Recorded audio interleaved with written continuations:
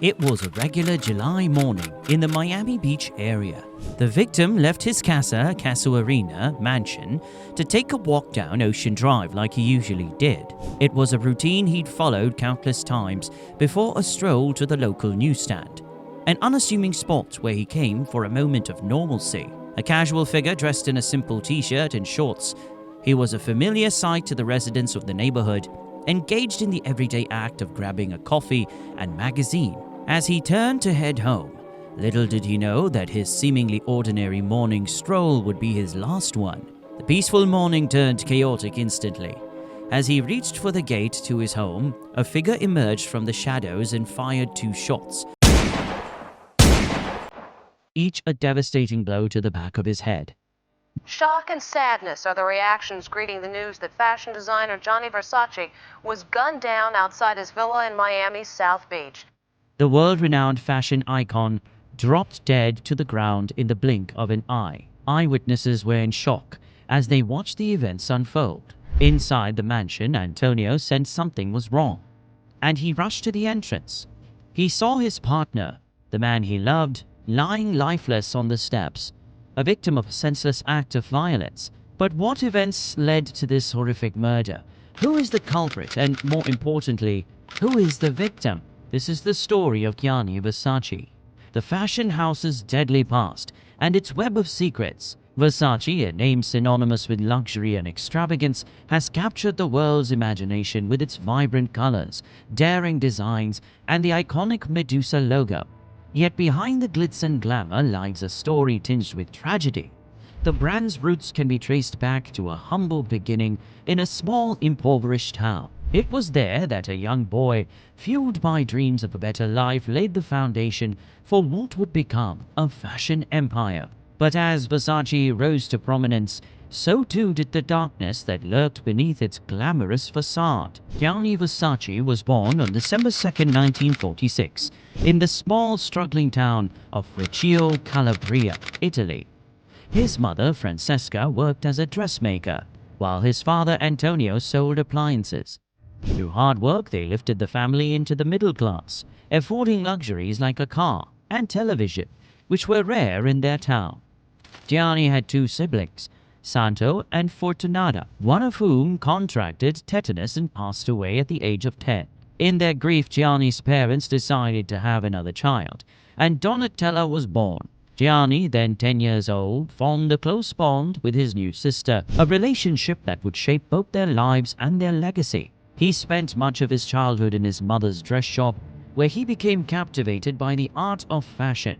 Watching Francesca work her magic and make women feel beautiful with her dresses sparked a passion in Gianni. His mother was worried about him struggling in school, but Gianni was already on a different path.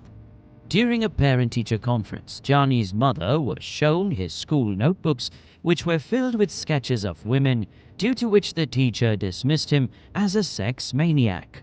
Well, she's in for a surprise. As high school neared its end, his father feared that Gianni was throwing his life away, but Gianni had already found his calling.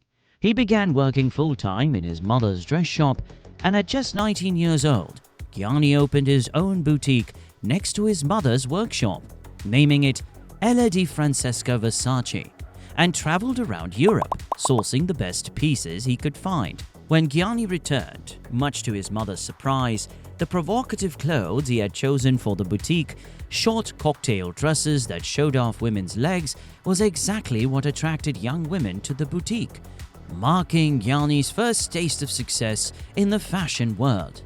While managing his boutique, Gianni continued to hone his craft, learning the art of dressmaking from his mother, and carried his sketchbook everywhere, always ready to capture new ideas. During a visit to a clothing manufacturer, Gianni met the owners of Florentine Flowers, a knitwear brand.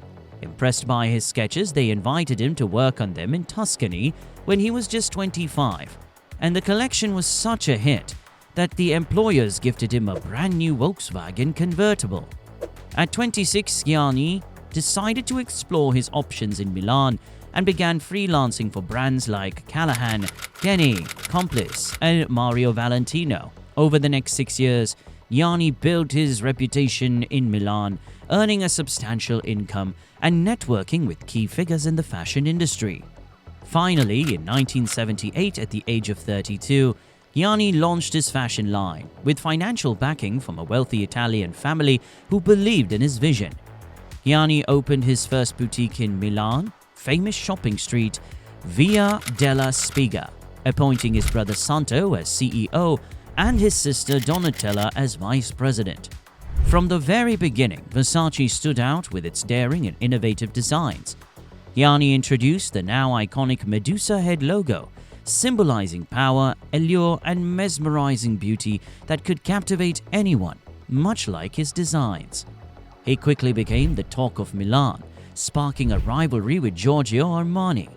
The buzz around town was, Armani dresses the wife, Versace dresses the mistress. In the following decade, Versace exploded onto the global fashion scene, revolutionizing the industry with his bold designs, combined with unexpected elements like lace, leather, metal studs, and Swarovski crystals in a single piece.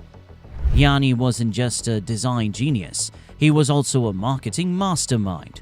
He was the first to take runway shows to major cities like Paris and New York, and insisted on using supermodels and top-tier photographers. Gianni also understood the power of celebrity endorsements. He dressed stars like Elton John, Princess Diana, Michael Jackson, and Cher, making his designs even more desirable.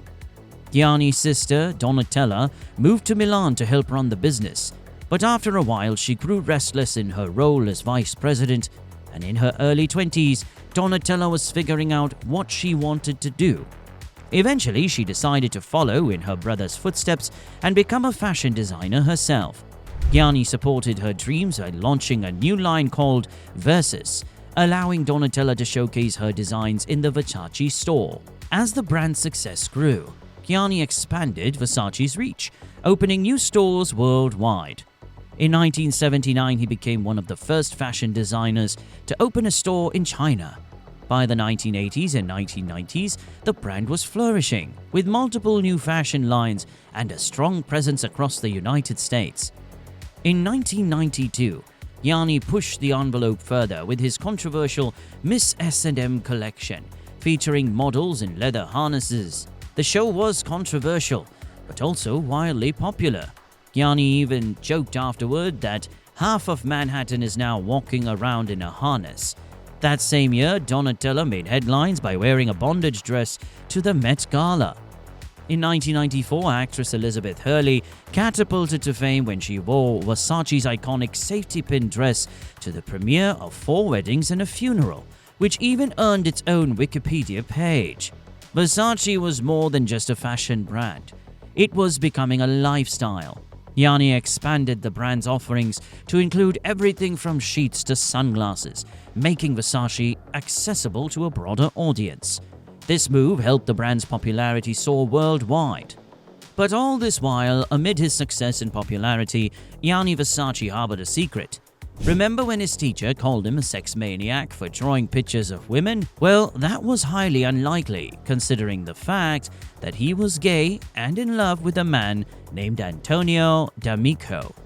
Despite their long-term relationship, Gianni's family chose to keep his sexuality private, fearing it could damage the brand's image. For years, Gianni kept this part of his life hidden from the public, quietly maintaining a low profile outside the spotlight. In 1992, Gianni and Antonio purchased a mansion in Miami, which was later known as the iconic Versace Mansion. Although Gianni often visited local gay nightclubs, he wasn't there to party. He was there to observe, drawing inspiration from the fashion choices of the crowd. Despite his fame and fortune, Gianni remained humble, frequently engaging with locals and enjoying the simple pleasures of life. However, in 1993, Gianni was diagnosed with cancer in his inner ear, and it was later revealed that he was also HIV positive. As his health deteriorated, Gianni began preparing for the worst, writing his last will and testament.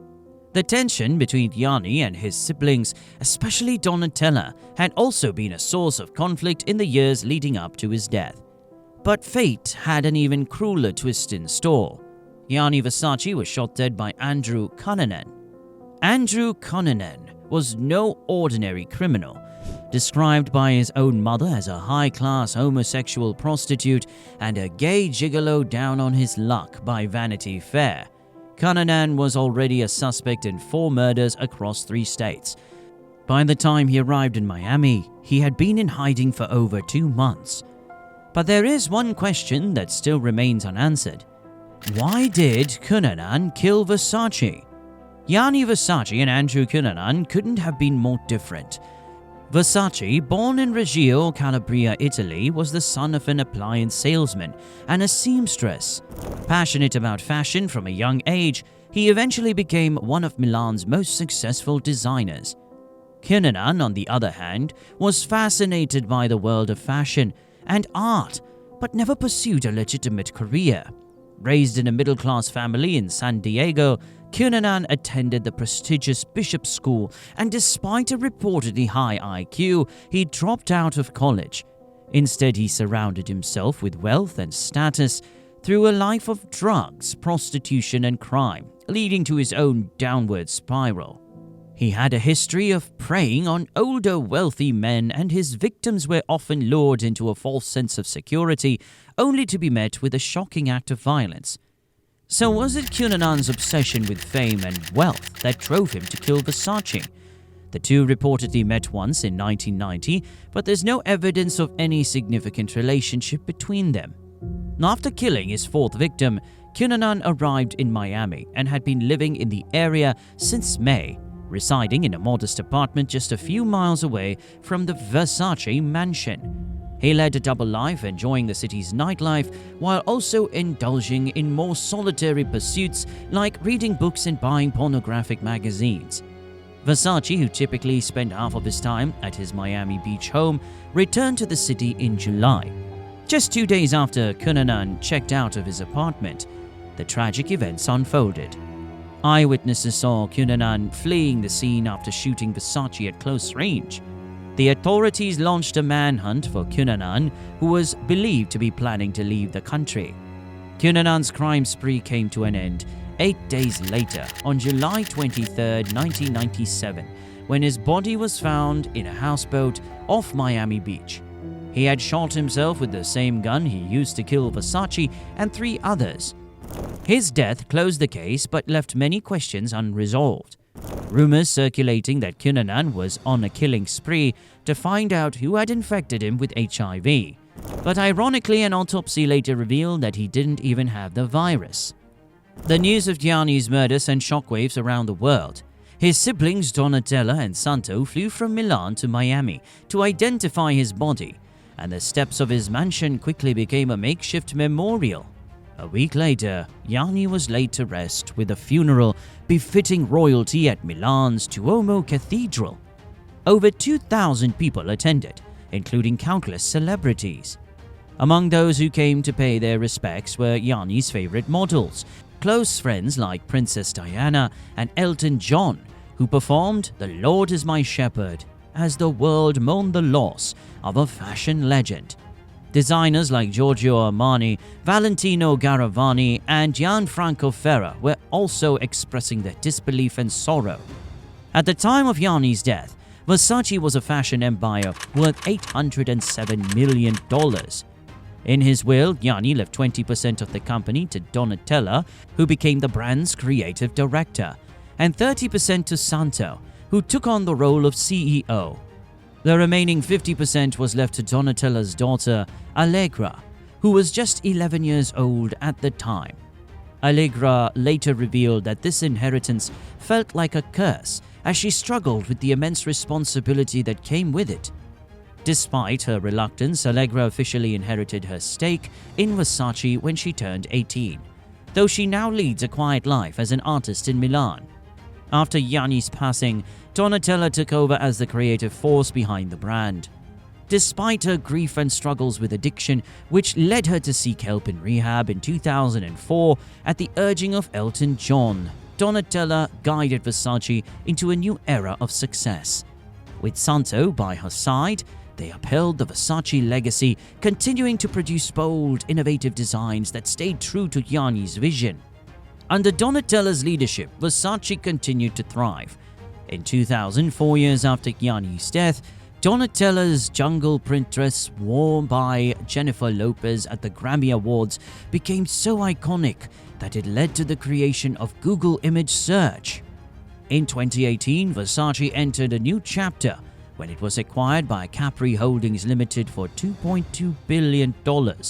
Despite the change in ownership, Donatella and Santo retained their positions, ensuring that the Versace legacy would continue to flourish. The Versace Tribute Collection, released on the 20th anniversary of Gianni's death, celebrated his enduring legacy by reimagining his most famous prints and designs. The assassination of Gianni Versace also left a mark on popular culture. One of the most notable portrayals of Versace is in the American crime drama series American Crime Story: The Assassination of Gianni Versace, which portrays the events leading up to and following the murder. The Irish sitcom Father Ted also references Versace's murder. In a sense, the character, Father Douglas McGuire, makes a joke about the designer's untimely demise, saying, God, Ted, do you remember that fella who was so good at fashion they had to shoot him? Even Eminem, in his song Criminal from the Marshall Mathers LP, referenced the murder with his lyrics. "Hey, it's me, Versace.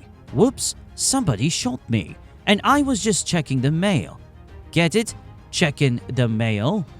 While the reference is pretty dark, it highlights the enduring impact of Versace's tragic death on popular culture. Today, Versace remains a global fashion powerhouse, synonymous with luxury, glamour, and iconic style. With a presence in over 100 countries and annual revenues exceeding $1 billion, the brand continues to captivate audiences worldwide. From the iconic Medusa logo to the vibrant colors and daring silhouettes, each piece embodies the brand's ability to deliver bold, innovative designs that are unmistakably Versace. And while we have answered all the questions from the beginning of this video, there's still one question that remains unanswered. Why did Cunanan target Versace? Was it a random act of violence, or was there a deeper connection between the two men? Some theories suggest that Cunanan may have been a fan of Versace's work, while others speculate that there may have been a personal motive. Let us know your thoughts in the comments below, and don't forget to like, share, and subscribe for more stories.